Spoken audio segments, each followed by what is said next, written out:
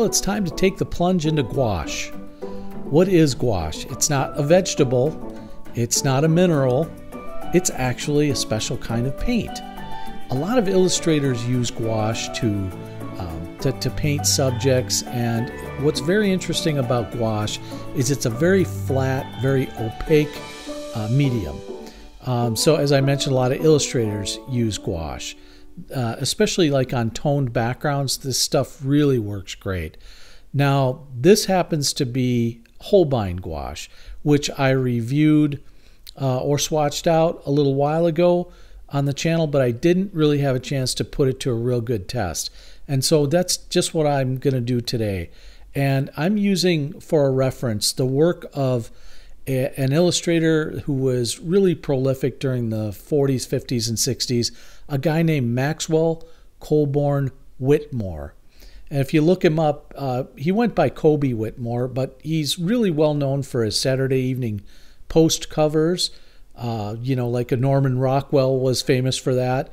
And Kobe Whitmore he's quite a famous artist. And here I'm just trying to add some bass tones onto the woman in this particular drawing.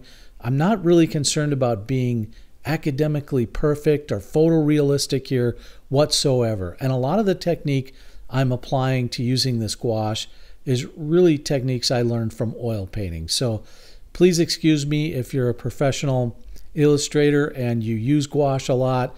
This is really like one of my first cracks at using gouache. Now, apart from some illustration work I've done in the past, and mostly just using gouache as a highlight. But what's great about gouache is it really has great coverage.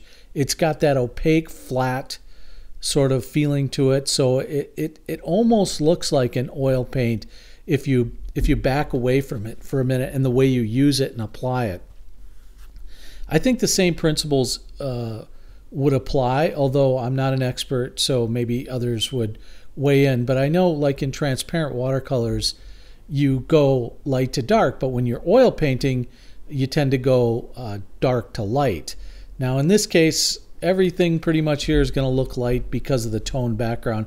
And here you can see where I really messed up her nose. I'll come back to that later because I did do some refinement there and try to fix up her nose a little bit. Right there, it's just a little too white and the shape's not right and things like that.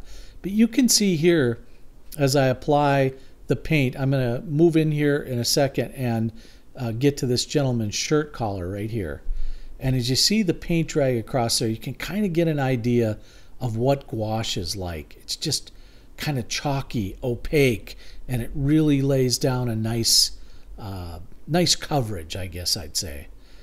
And it's fun to use. Again, I'm not trying to be perfect here. It doesn't have to be perfect. This is just an illustration, just for practice.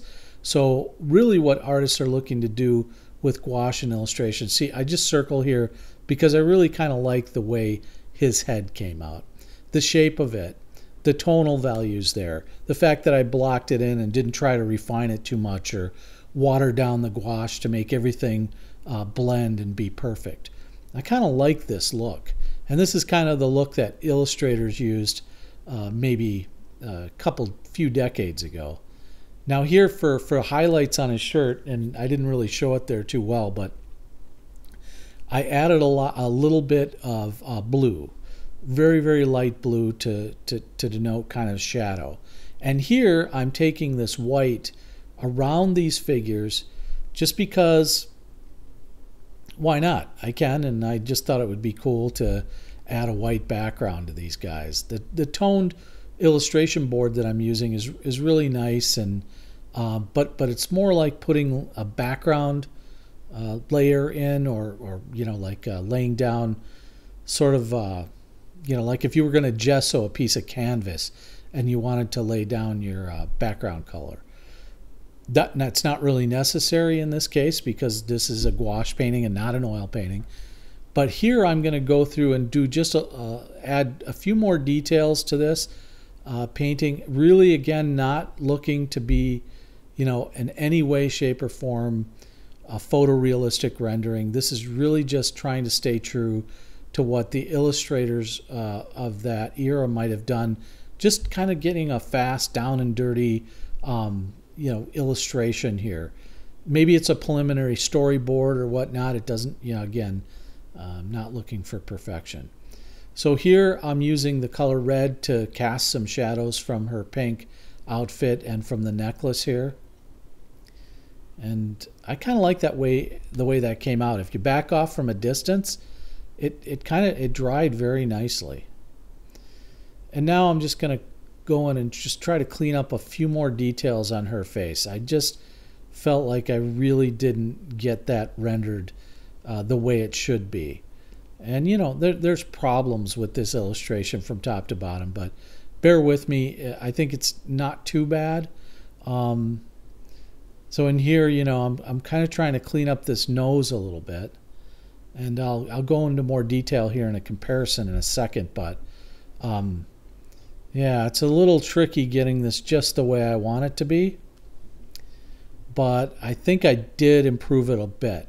That's the first pass, really bad. And there's a second pass, slightly better. Although there's a little, that little piece above her lip there, it's a little too white, and I'll clean that up before I finish this illustration. But basically, this is it, guys. And, just adding a couple of more touches here. But I really had fun with this gouache. Holbein gouache is great. And you can practice this type of illustration all day long. There's tons of reference out there on the internet. It's just fun to kind of experiment with this paint and just see what you can do and how much different it is from, say, a watercolor paint or even an oil.